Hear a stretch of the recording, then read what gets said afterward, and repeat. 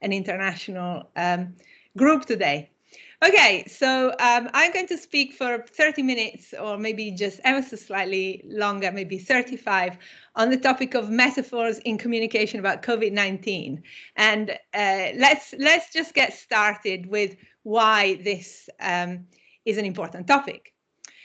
So we're all, you may be from different parts of the world, but we're all, most of us in the world, we're in the kind of second phase of lockdowns due to the pandemic. But these lockdowns are being described in different ways, being given different labels, and these labels are often metaphorical. So in England, where I live, there has been talk for some time of what they've been calling a circuit breaker lockdown. In Wales, not far from where I live, they have just come out of a fire breaker lockdown. And in Germany, Angela Merkel announced a short while ago a Wellenbrecher lockdown, which in English translates into a wave breaker lockdown.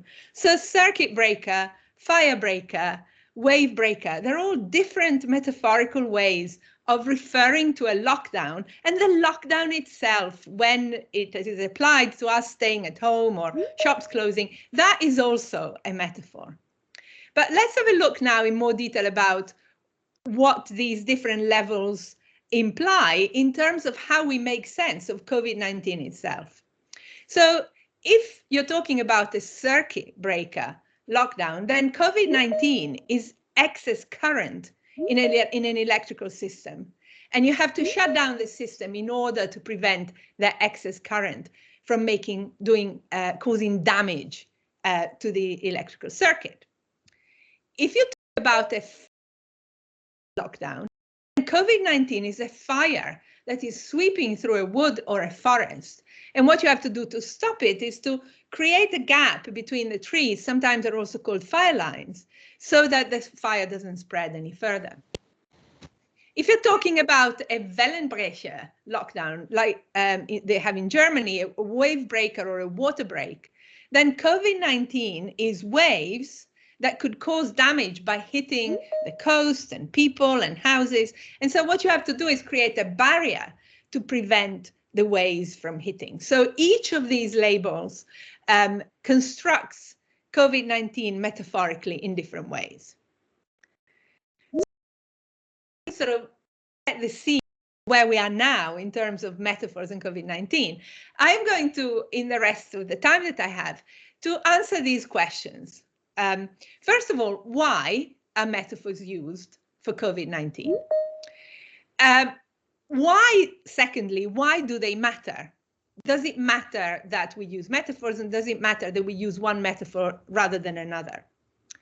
Then I'll tell you a bit more about what kinds of metaphors have been used for COVID-19. And then I will try to address the question, what might be the best metaphors for COVID-19? And I will give you some ideas about how to assess the suitability of metaphors based on research, but also I'll talk specifically about COVID-19 as a fire, because on the basis of the data analysis that I've done, I think there is something to be said for fire metaphors in terms of their versatility, in terms of their suitability and flexibility to talk about COVID-19. So those are my questions that I'm going to answer. Let's start with the first one. Why are metaphors used to talk about COVID-19, first of all? Metaphor involves talking and potentially thinking about one thing in terms of another, where those two things are different, but we can perceive a similarity or correspondences between them. So, for example, on the 18th of March 2020, Boris Johnson, the UK Prime Minister, made a statement, which I'll show you in full later, which included, that statement included this sentence. Yes, this enemy, the coronavirus, is deadly, but it is also beatable. So here we have one thing, the coronavirus, being talked about in terms of another, an enemy that needs to be beaten. The two things are different, but we can perceive similarities or parallels between them. And in fact, the use of the metaphor itself pushes us to perceived similarities or parallels. So both are dangerous, both can cause death. In both cases, action is needed, and success involves some form of elimination of the. Metaphors are important and frequent in language. I've just shown you how all these lockdowns are being given metaphorical labels, because we use them to talk and think about experiences that might be subjective or poorly delineated or abstract or complex, in terms of experiences that are more concrete, more physical, and more rich in images. I'll show this as I go along. And this explains why we often talk about our life as a journey. We talk about time as movement in space, so time passes, or Christmas approaches. And we talk about, for example, emotions as being up or being down. So metaphors are really useful to communicate about and think about more complex, less visible things, less tangible things, in terms of things that are more concrete, more physical, more image rich. And COVID-19, this pandemic that has overwhelmed us all, is precisely the kind of phenomenon that tends to be talked about metaphorically. So first of all, it's new. The virus was new. The virus itself is invisible, and contagion happens without us being able to see that it is happening. The pandemic has caused large-scale illness and death around the world.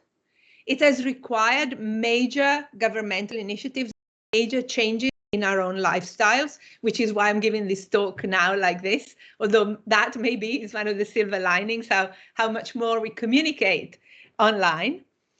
And also the pandemic is not one thing, it's complex. There are many different aspects to it. There's the medical side, there's the social consequences, there's economic consequences. And also it's become increasingly controversial. So some people don't even believe it exists.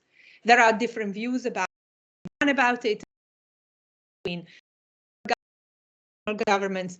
So there are debates around it. For all these reasons, the pandemic overall is precisely the kind of thing that we use metaphors for communication and for thinking.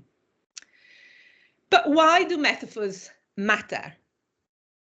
Well, metaphors matter because they're known as framing devices. What do I mean by that? Different metaphors frame the topic you're talking about in different ways, highlighting some aspects of the topic and backgrounding others. You've already seen it, if COVID-19 is a fire or an enemy or excess current or waves, different aspects of the topic of COVID-19 itself are highlighted or backgrounded. And there is experimental evidence for this. I'll show you a bit more later. People do experiments that show how, if you expose people to different metaphorical conceptualizations of a particular topic, there is evidence that sometimes and people think differently about that topic, depending on the metaphor they've been exposed to. So in one experiment, people were given two different texts, one both about crime in a hypothetical city. In one text, crime was described metaphorically as a beast, and in another as a virus, as it happens. And then people were asked the same questions about what to do about that crime problem in that city. And the people who read the beast version of the text were more likely to favor law enforcement activities, the kinds of things, more forceful things that you would do if you had a kind of attacker, whereas the people who read the virus version were more in favor of social initiatives to reduce deprivation and hence reduce crime that way. I was involved a couple of years ago in an experiment where we looked at the difference between encouraging people to think about cancer as a battle or as a journey. And we similarly found that the people who thought about cancer as a battle, for example, hypothesized that somebody who may not get better might feel guilty about it, because in that metaphor, if you don't get better, you lose the battle and you might feel responsible for that. So metaphor is a framing device. It can both reflect how we think and affect how we think. And that's why metaphors are important. So I told you that I would show you the complete text from the Boris Johnson that I mentioned. Here it is. It was a communique that was put out on social media. It was recorded in various places. I'm not going to read it all. But you can see if you go down to the third paragraph, you get the example I've already given you. Yes, this enemy can be deadly, but it is also beatable, and we know how to beat it. And then it goes on about following the scientific advice. We will beat it in capitals, and then later we will win the fight. We have the resolve and the resources to win the fight. So this is a very strong metaphorical description of the virus as an enemy and what we have to do to beat it. These metaphors, this was 18th of March, but Boris Johnson has been using similar metaphors throughout. These metaphors, war metaphors, where the virus is an enemy we need to fight and beat, were used quite frequently at the beginning of the pandemic in particular, and they were criticized by many. They were criticized, for example, on the grounds that some people said it is not right, it is inappropriate to personify a virus as if it had bad intentions against us, like an enemy does, when in fact the virus doesn't care about us. It's just trying to survive by finding more human beings to live in. They were criticized, these metaphors, for creating too much anxiety, but for potentially legitimizing authoritarian measures on the parts of government, because when you have a war, you can have extraordinary powers for the government, and this has been happening too during the pandemic. And some people said war metaphors legitimize giving too much power to governments. And also, if you apply these metaphors at the level of the individual, somebody who doesn't get better may be perceived as losing the battle, being a loser. And certainly the whole, if you look at how, for example, President Trump talked about himself when he got COVID, it was often about being strong, and that's why he got better, when in fact, really, it's not about character or physical strength, whether we get better or not. And indeed, these metaphors then have been criticized even in newspapers. So here you got a couple of newspaper headlines. We're not at war with coronavirus. The New Statesman, using military language to discuss coronavirus is dangerous and irresponsible. The US must stop. So there were many criticisms of this particular framing. And indeed, we know a little bit from experiments what war metaphors do. They can have some useful functions on the basis from research. For example, they have been found to increase people's perceptions of the problem being serious and urgent. So this was an experiment where people were given different versions of a text about climate change. And the people who read the version of the text where we had a war against climate change were more likely after to say that they thought it was serious and urgent. So it could be argued that at the beginning of the pandemic, these metaphors might have been appropriate because all of a sudden we had to take this thing very seriously. We had to alter our lifestyles. We needed to have a sense of kind of collective sacrifice. And maybe then those metaphors might have been potentially appropriate then. However, war metaphors also have downsides, quite apart from the fact that you could object to them on moral grounds, right? You might think war is a bad thing and should not be used as a metaphor at all. But there are also more concrete findings that tell us when they can go wrong. So in relation to cancer prevention, they have been found to make people more fatalistic. Oh, there's nothing I can do to reduce my chances of getting cancer. Fatalism is not good in relation to the pandemic. Also, they have been found to discourage self-limiting behaviors, again, in the context of cancer prevention. So if people read a text where cancer was an enemy to be fought, and then they were asked, okay, to reduce your chances of getting cancer,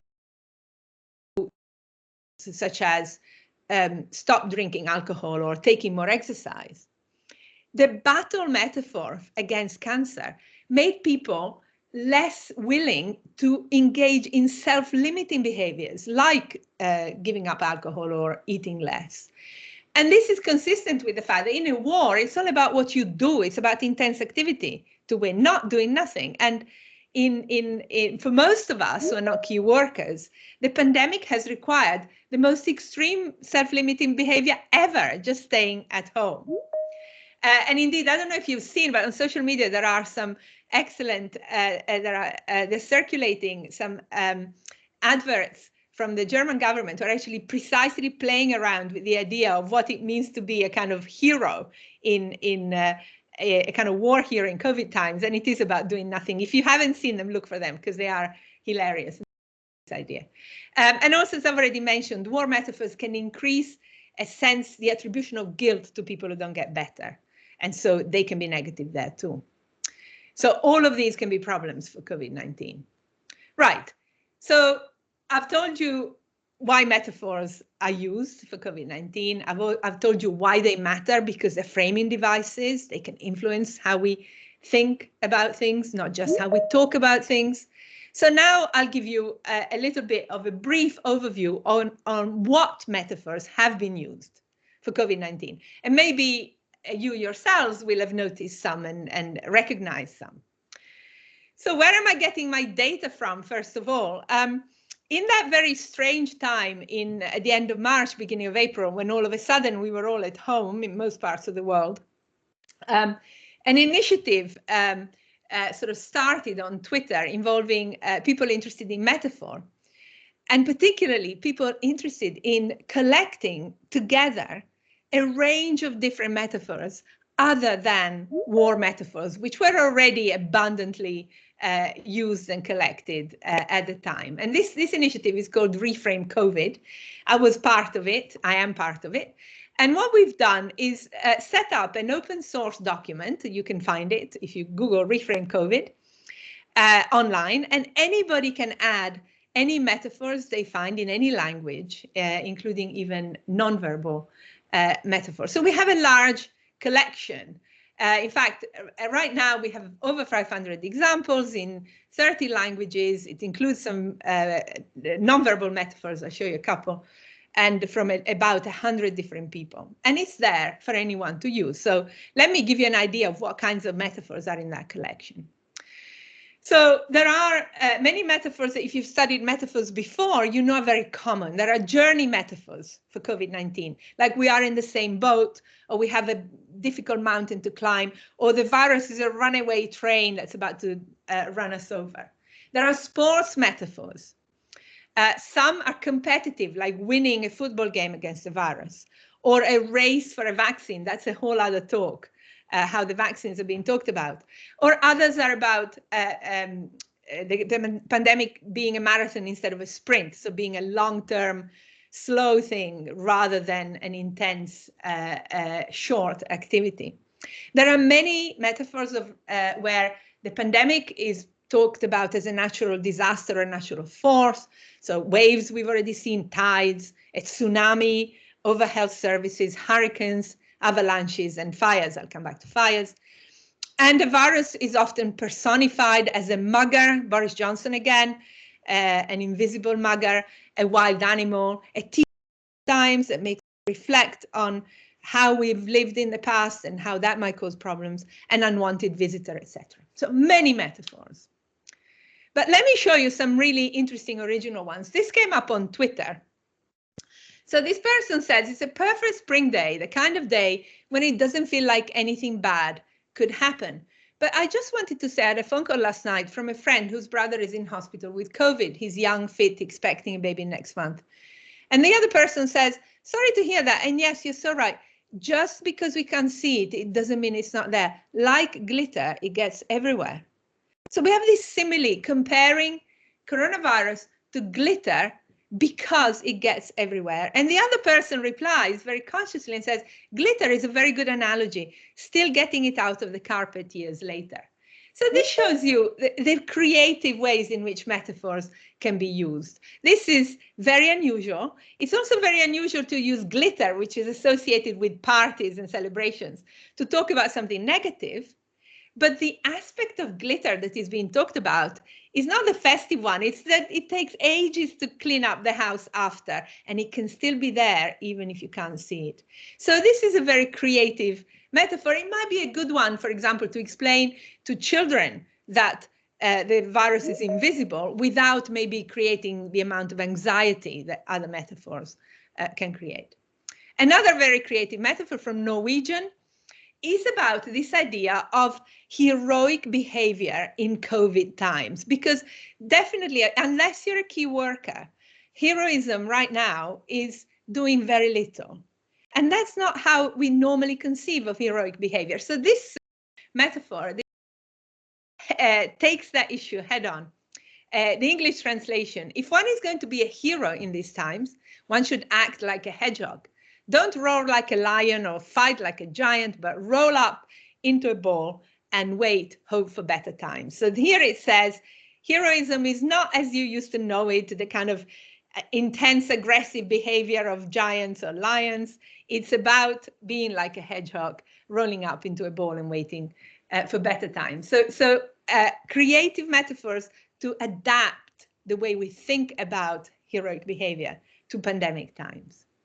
And then there are many visual metaphors. You'll see them if you look online or if you look at newspapers. Here, these are both from an Iranian cartoonist. So here you can see that there's a visual parallel between soldiers, firefighters, and healthcare professionals dealing with the virus.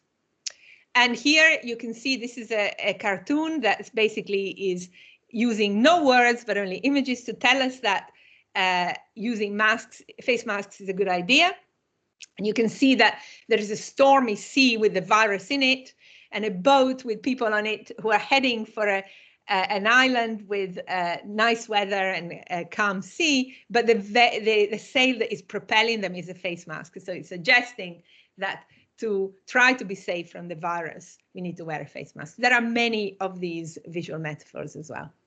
So to get to the final bit of my talk, and I won't take too long, what metaphors should be used? Now, linguists, people like me, researchers, don't often answer these questions, because usually what we do is we analyze how people communicate and then reflect on that, both from a theory perspective and from a more societal perspective. But we don't usually recommend different ways of talking.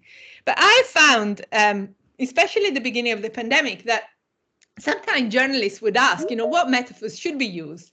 And it's a little bit difficult always to say that it's not my job to answer. So let's see what answers we can give. There is research on what makes a good metaphor. And to summarize the main points, a good metaphor draws from a very widely accessible and image-rich area of experience.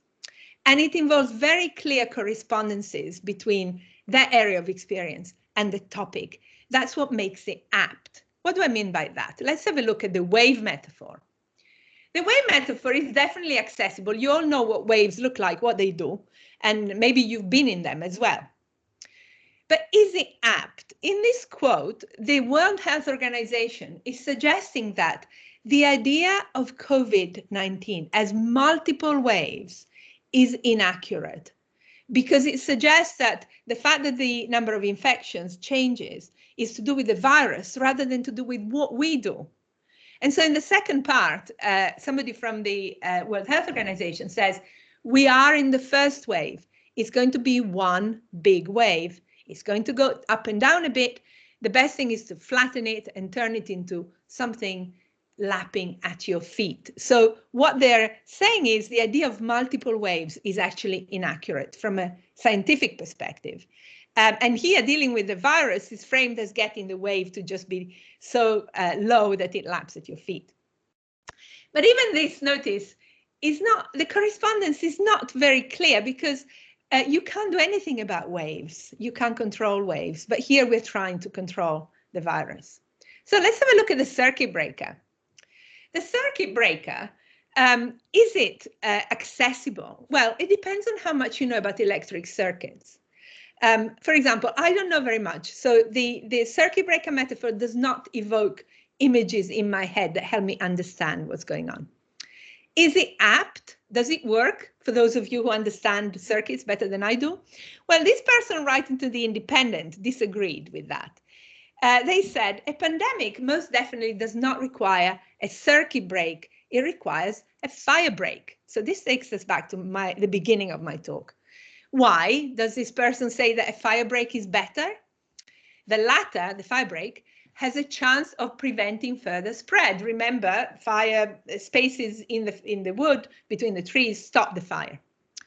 The former, the circuit break, just holds proceedings for exactly the time that the circuit is broken and then starts up as before. So this person is arguing that the circuit breaker metaphor is not that appropriate, but the fire break is more appropriate. So final bit of my talk, just a few minutes, let's have a look at fire metaphors then for COVID-19. So I collected fire metaphors from two sources of data.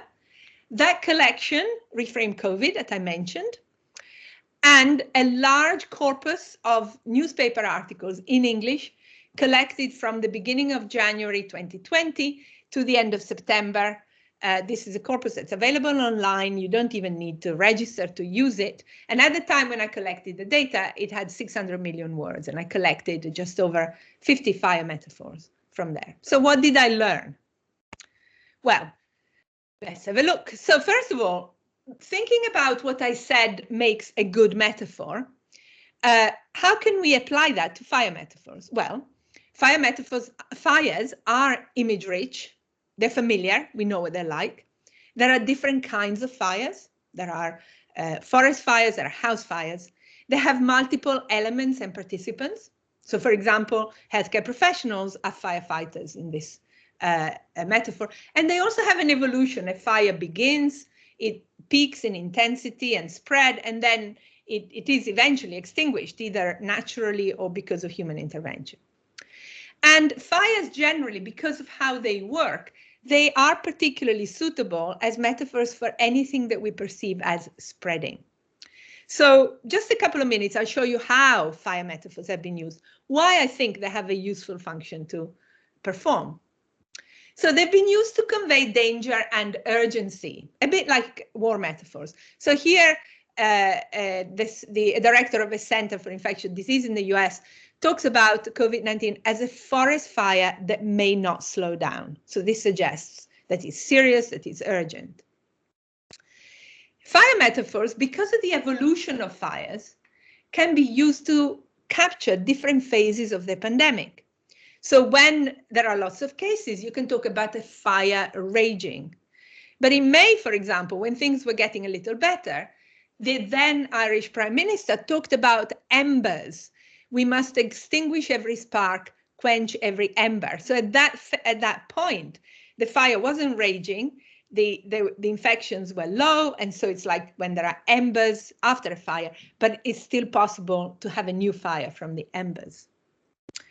These metaphors can be used to explain how contagion happens.